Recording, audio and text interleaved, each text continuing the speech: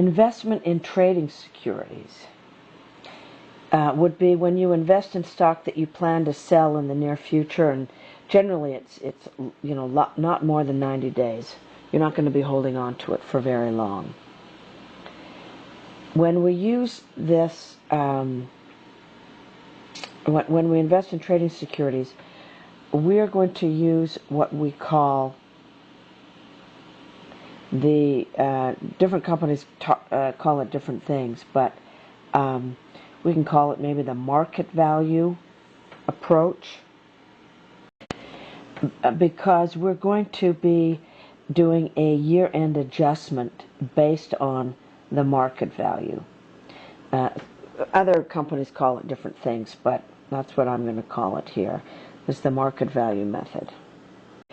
Pace Corporation owns some trading securities, and I just want to be clear that this investment in trading securities, we would use this market, the fair market value method, if we own between 20 and 50, actually less than 20%. If we own 20 to 50%, we use the equity method. We do not use the fair market value method. So, as of the end of the year of 2014, Pace Company owns Yorkville Company bonds that they paid $50,000 for, and Kodak Company bonds that they paid $90,000 for. So they have a total investment of $140,000 in trading securities. They plan to sell these within 90 days. At the end of the year, the fair market value of these shares, meaning what you could buy them for at the end of the year, would be $48,000 for Yorkville, and Kodak Company is $99,000. Okay, so the total fair market value of what their holdings are $147,000. So they haven't sold these stocks. This is what they own. These are the investments that they own. However, they've had a $2,000 loss, but it's unrealized because it hasn't been sold.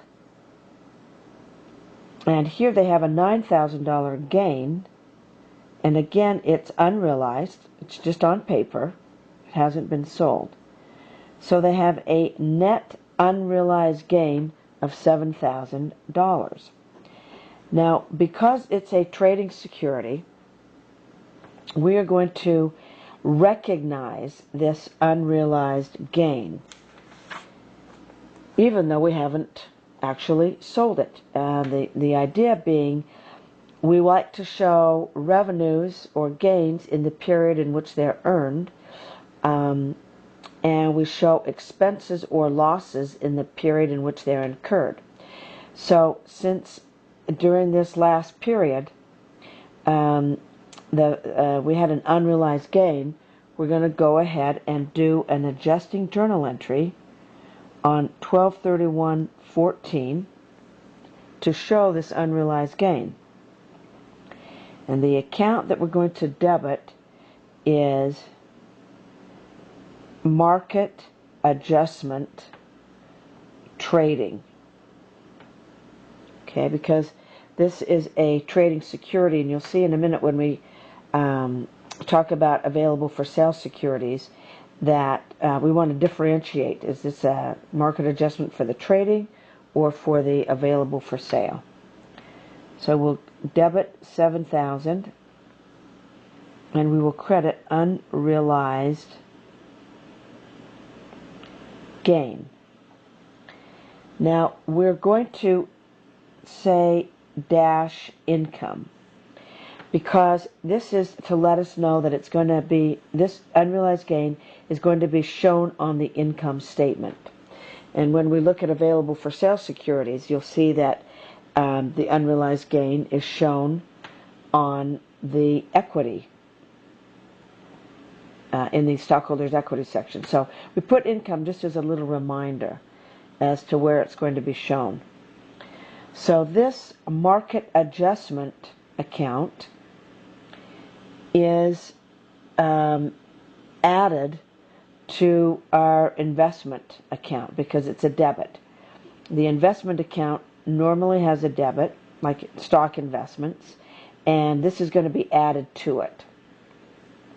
So on our balance sheet,